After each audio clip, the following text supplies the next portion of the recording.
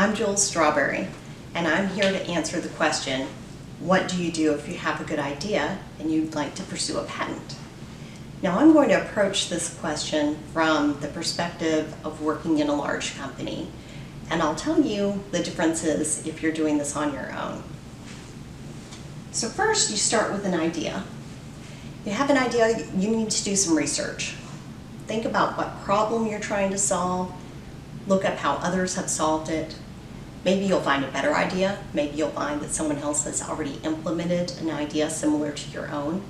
Best case scenario, you are confirming that your idea is unique and valuable. That's good information. You can also make a weighted table about the other ideas if you choose to do so, completely optional. Saving some of those key articles or websites are going to help you later on, so think about that. Next, talk to some subject matter experts. Ask them, is this idea unique and is it feasible? If it passes both of those gates, you're on the right track. I suggest getting together a group of innovators that can help you make that idea better. Now, I suggest a diverse group. There's many different ways to approach diversity. I'm a mechanical engineer, so I look for an electrical engineer, a software engineer, maybe a chemical engineer, depending on what that idea is. Even other mechanical engineers that have a different experience level from me can help bring something to the table. So once you get those innovators together and they make the idea better, then you'll document that idea and submit it to the patent review committee. Now, there are different PRCs in different companies, maybe even in different business units if you're in a large company, and that PRC will decide whether or not to file a patent application on your idea. There are different reasons that they may or may not. They may not have the funding to pursue every idea that's submitted to them during that time period, whether that be monthly or quarterly. They may decide that your idea is good, but isn't relevant to their business. There are many different reasons why a PRC might decide not to file, and definitely don't take it personally, and you can always ask them for more detail. Best case scenario, however, they decide to file on your idea. They will hire an attorney, and that attorney will contact you and ask you to explain your idea. Now, that attorney needs to understand your idea inside and out and will ask a lot of questions that you may not think are relevant. For example, the attorney wants to know what kind of material your assembly is going to be made out of, if it is hardware. My answer is usually aluminum. It's lightweight and strong. Now, that patent attorney is going to write that patent such that the assembly could be made of metal, typically aluminum, but could also be made out of composites or plastics. The reason for writing that patent in such a manner is so that someone can't come and make that assembly out of another material and steal your idea or defeat the patent in the parlance of lawyers. So the attorney absolutely brings goodness to the table and can help bring up some very good questions.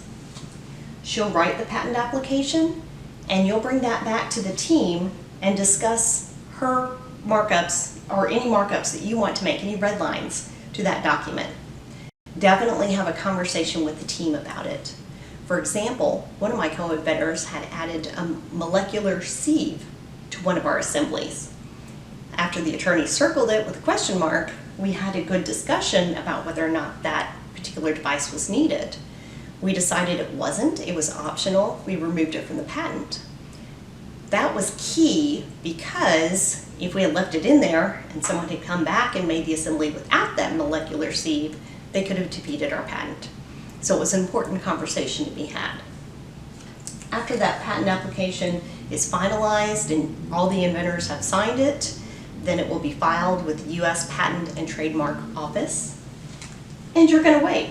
You could wait 3 to 8 years to hear back from that administrative body. Seriously.